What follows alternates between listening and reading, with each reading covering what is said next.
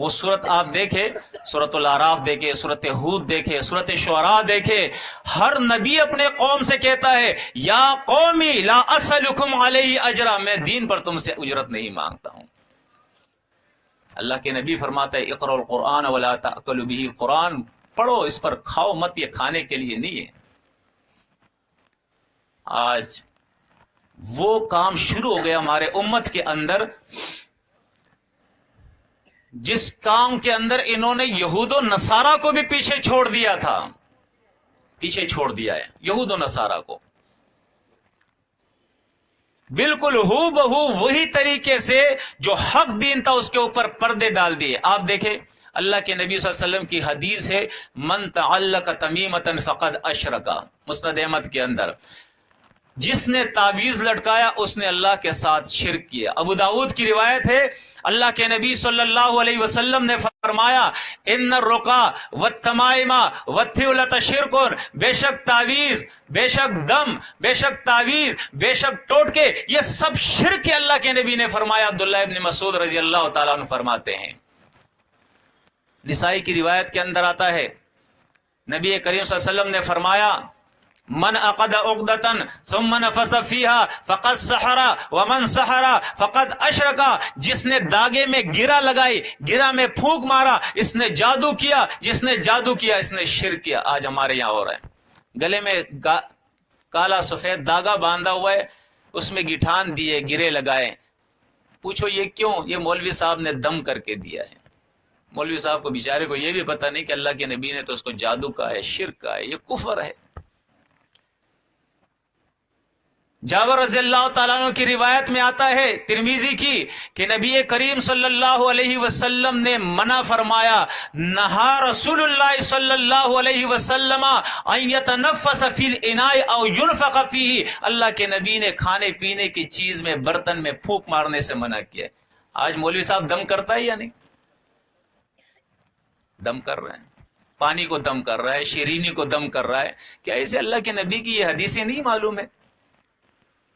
تعویذ گنڈوں کا کاروبار یہاں ہو رہا ہے۔ قرآن ایک مقصد کے لیے نازل ہوا تھا، یہ اس لیے نہیں نازل ہوا تھا کہ اس کا تعویذ لکھ کے آپ گلے میں لٹکا دو، دکان پہ لٹکا دو، مکان میں لٹکا دو، گاڑی میں لٹکا دو۔ گاڑی خراب ہوتی ہے تو کیا کرتے ہو؟ میکینک کے پاس جاتی ہے نا، پنچر ہوتی ہے تو پنچر والے کے پاس جاتی ہے۔ تعویذ کیوں لٹکایا ہے؟ ہونا تو یہ چاہیے کہ گاڑی خراب ہو آپ تعویذ لٹکائے، گاڑی صحیح ہو جائے۔ اب ہم بیمار ہوتے ہیں تو تعویذ گڑے میں لٹکاتے ہیں، جب بھوک لگتی ہے تو پھر کھانا کھاتے ہیں، اس کے لیے بھی تعویذ لٹکائے۔ پیاس لگتی ہے تو پانی نہیں پیے، تعویذ لٹکا دے۔ اللہ کے بندو، یہ کتاب مجید اس مقصد کے لیے نازل نہیں ہوا تھا۔ اللہ فرماتا ہے کتاب انزلناہ الیک، سورہ صاد کے اندر کتاب انزلناہ الیک مبارک لیدبروا آیاتہ ولیتذکر اولو الالباب، یہ خیر اور برکت کی کتاب اللہ نے اس لیے نازل کی ہے کہ اس کے آیات کے اندر تم تدبر کرو، غور کرو، فکر کرو، سیکھو اس کو، اور عقل لینے کے بعد اس پر عمل پھر کرو۔ یہ عمل کی کتاب ہے۔ آج نہ ہم سیکھتے ہیں، نہ عمل کرتے ہیں، نہ عقیدہ اس کے مطابق۔ آپ دیکھیں، آپ نے تقریر سنی توحید کے اوپر، آج کوئی گاڑی لیتا ہے اس کے نیچے گندا جوتا لٹکاتا ہے، کیوں جی؟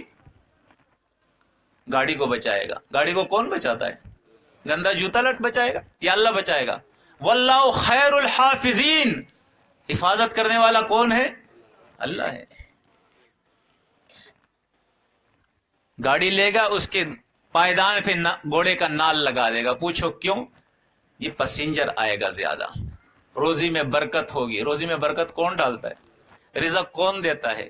اللہ بیان فرماتا ہے وَإِن مِّن شَيْءٍ إِلَّا عِندَنَا خَزَائِنُهُ وَمَا نُنَزِّلُهُ إِلَّا بِقَدَرٍ معلوم۔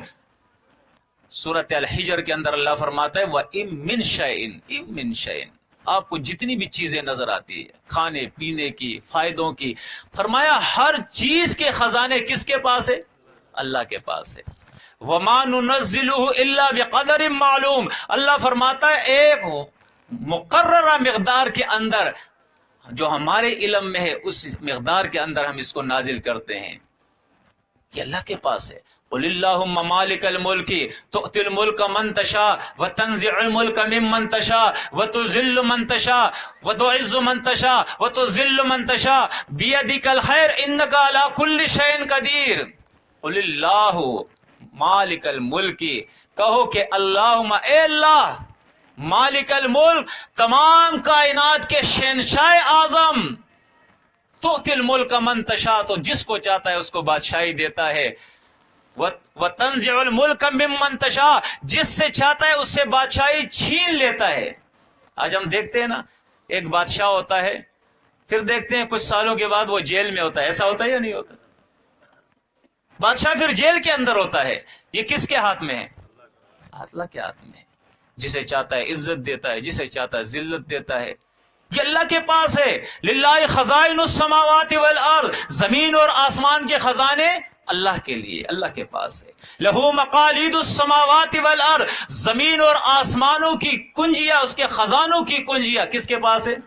اللہ کے پاس۔ دیکھیں اب خزانہ ہے، خزانے کی کنجی اللہ کے پاس ہے، اور ہم کسی اور کے پاس جائیں گے مل جائے گا؟ کنجی اس کے پاس ہے۔ لہو ما فی السماوات و ما فی الارض، زمین اور آسمان میں جو کچھ ہے یہ اسی کا ہے۔ فرمایا یہب لمن یشاء اناسا، وہ جس کو چاہتا ہے لڑکی دیتا ہے، ویہب لمن یشاء ذکورا، وہ جس کو چاہتا ہے لڑکے عطا کرتا ہے، او یزوجہم ذکرانا و اناسا، وہ جس کو چاہتا ہے لڑکیاں اور لڑکے ملا جلا کر دے دیتا ہے۔ وَيَجْعَلُ مَن يَشَاءُ عَقِيمًا، وہ اللہ جس کو چاہتا ہے بانج رکھتا ہے، بے اولاد رکھتا ہے، کوئی پھر اولاد نہیں دے سکتا ہے۔ لیکن نبی ہے، اللہ کے نبی بڑے بڑے نبی ہے۔ سورۃ انبیاء دیکھیں، انبیاء نبی کی جمع ہے، اس کے اندر اللہ نے نبیوں کا ذکر کیا ہے۔ اللہ بیان فرماتا ہے، دیکھیں یہ زکریا علیہ السلام ہے، بالکل بال سفید ہو گئے ہیں، بیوی اس کی بانج ہے، بوڑھے ہو گئے ہیں، بیوی شوہر اور بیوی دونوں بوڑھے ہیں، اولاد گھر کے اندر نہیں ہے۔ آج ہم درگاہوں پہ جاتے ہیں، پیروں کے پاس جاتے ہیں، تعویذ کرتے ہیں کہ بچہ ہو جائے گا۔ بچہ کون دیتا ہے؟ اللہ۔ اللہ کے نبی اپنے گھر میں اولاد نہیں پیدا کر سکتے۔ اللہ فرماتا ہے وَزَكَرِيَّا إِذْ نَادَى رَبَّهُ رَبِّ لَا تَذَرْنِي فَرْدًا وَأَنْتَ خَيْرُ الْوَارِثِينَ۔ زکریا نے اپنے اللہ کو پکارا کہ اے اللہ تو بہتر وارث ہے، مجھے اولاد عطا کر دے، میں اکیلا ہوں، مجھے اکیلا نہ چھوڑنا۔ اللہ فرماتا ہے فَاسْتَجَبْنَا لَهُ وَوَهَبْنَا لَهُ يَحْيَىٰ، ہم نے اس کی دعا کو سنا اور یحییٰ علیہ السلام کی صورت میں اس کو اولاد عطا کر دی ہے۔ ایوب علیہ السلام بیمار ہو گئے۔ آج ہم بیمار ہوتے تو کیا کرتے ہیں؟ درگاہ پہ جاتے ہیں، پیر کے پاس جاتے ہیں۔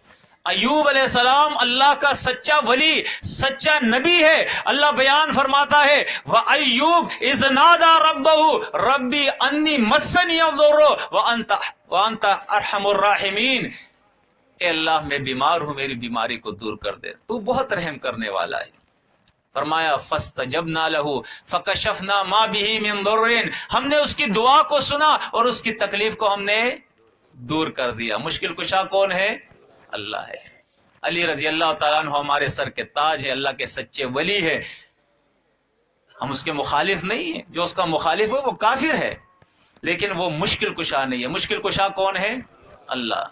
دیکھیں یونس علیہ السلام ہے مچھلی کے پیٹ میں، یہ سارے نبی اللہ ذکر کر رہا ہے تاکہ ہم سمجھیں اس مسئلے کو۔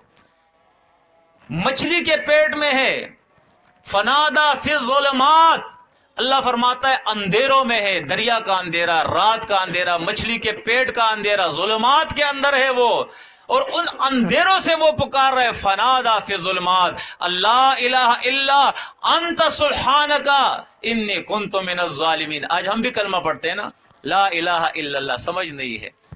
لا الہ الا اللہ پڑھتے ہیں، درگاہوں پہ جاتے ہیں، پیروں کے پاس جاتے ہیں، تعویذ لٹکاتے ہیں، نظر سے ڈرتے ہیں، جادو سے ڈرتے ہیں، پیر سے ڈرتے ہیں، فقیر سے ڈرتے ہیں، دلدل کے سامنے جھکتے ہیں، تعزیے کے سامنے جھکتے ہیں، قبر کے سامنے جھکتے ہیں۔ کلمہ پڑھ رہے ہیں، ہمیں شعور ہی نہیں ہے لا الہ الا اللہ کے کیا معنی ہوتے ہیں۔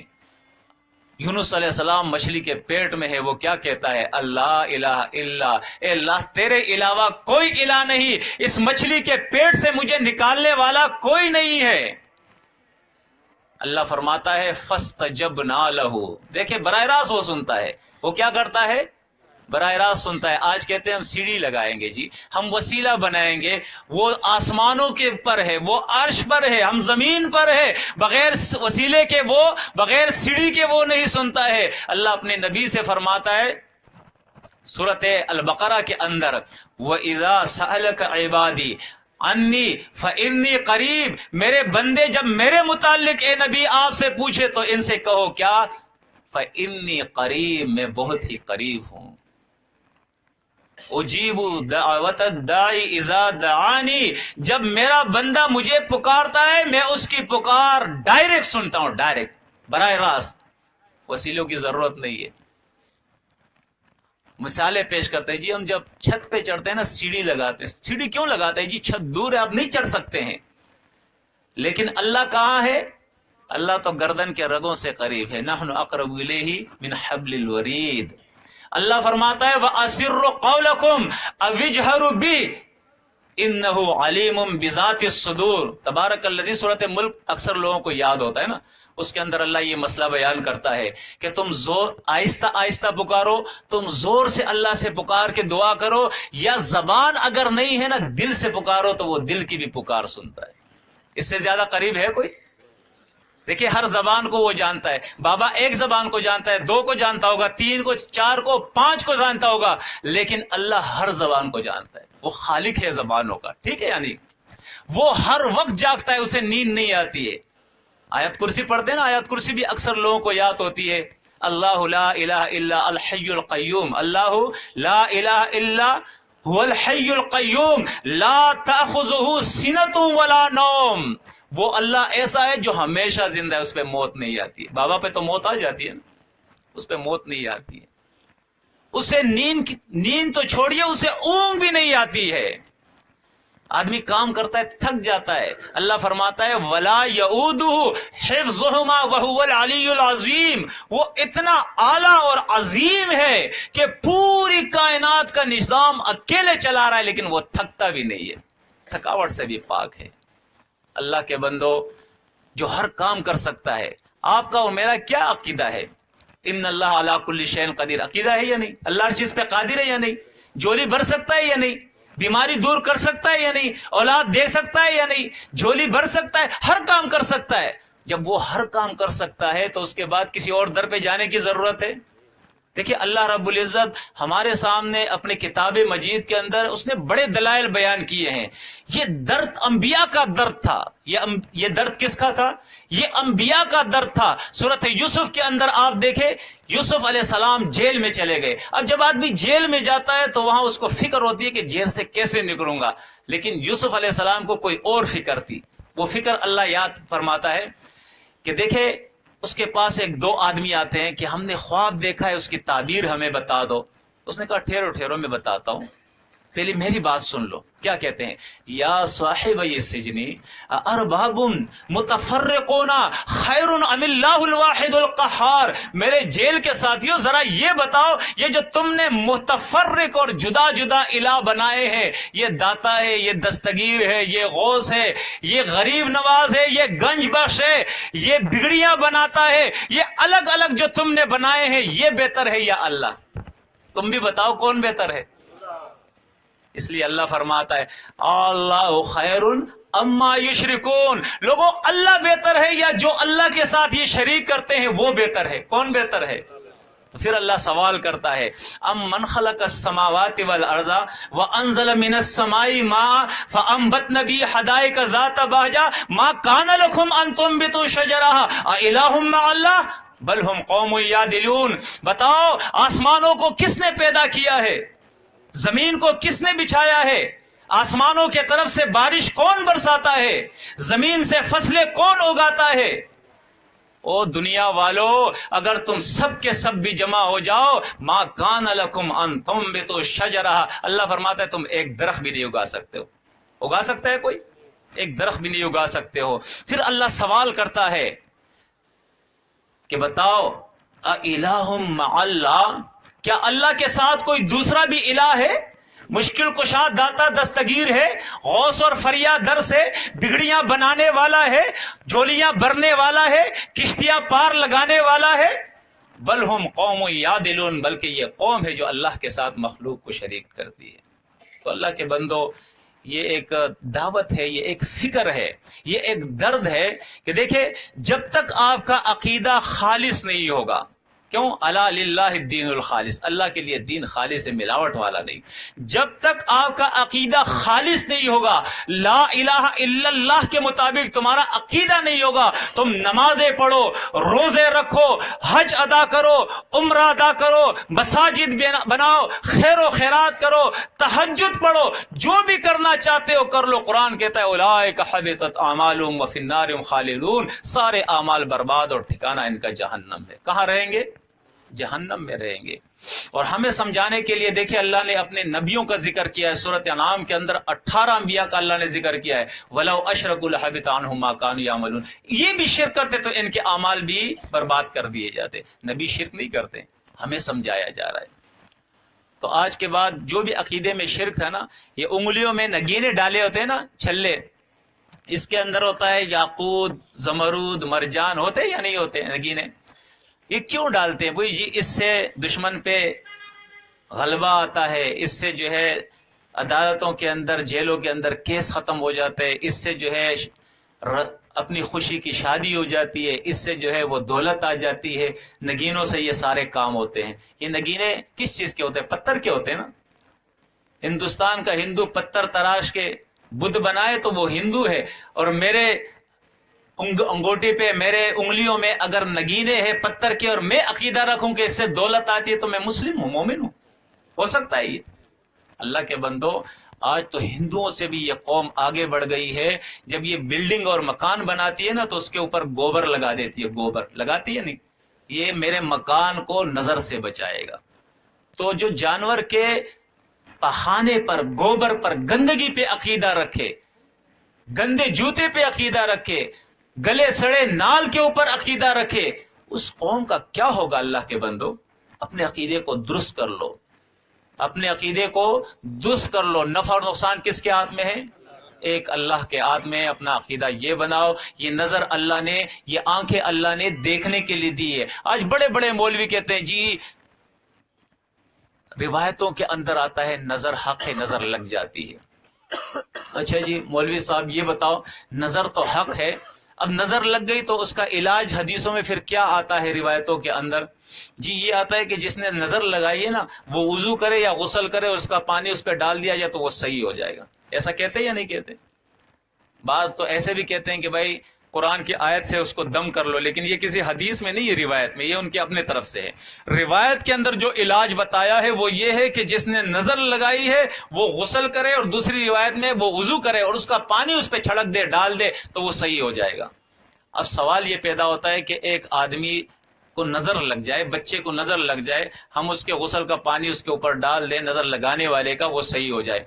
لیکن اگر کوئی ملک صاحب، کوئی چودھری صاحب، اس نے بلڈنگ بنائی ہے، نظر لگانے والے نے نظر لگائی اور تین منزلہ بلڈنگ نیچے آ گئی، گر گئی۔ اب اگر نظر لگانے والے سے ہم کہیں گے کہ جی آپ غسل کرے، وضو کرے، اس کا پانی ہم بلڈنگ پہ ڈالیں تاکہ دوبارہ وہ صحیح ہو جائے، تو ہو جائے گی؟ سوچو، غور و فکر کرو اللہ کے بندو۔ یہ کان اللہ نے کس لیے دیے ہیں؟ سننے کے لیے، زبان چکھنے اور بولنے کے لیے، ہاتھ پکڑنے کے لیے، ٹانگیں چلنے کے لیے، اور آنکھیں کس لیے دیے؟ دیکھنے کے لیے۔ اس کے اندر کوئی گولیاں تھوڑی فٹ ہے کہ کوئی کسی کو دیکھے گا تو بیمار ہو جائے گا یا اس کی بلڈنگ گر جائے گی۔ آج جادو پہ عقیدہ ہے، کسی کے گھر میں جھگڑا ہو جائے، فساد ہو جائے، کوئی کاروبار نہ ہو، جی فلاں نے میرے اوپر جادو کر دیا ہے، میرے گھر کو تباہ کر دیا ہے۔ اگر جادو میں کچھ ہو تو انڈیا اتنا بے وقوف نہیں ہے کہ لاکھوں کی فوج بھرتی کر کے اپنا پورا بجٹ اس کے اوپر ختم کر دے۔ وہ بھی کچھ جادوگر بٹھا کے بارڈر پہ، پاکستان پہ جادو کر کر کے اس کو تباہ کر دے جی۔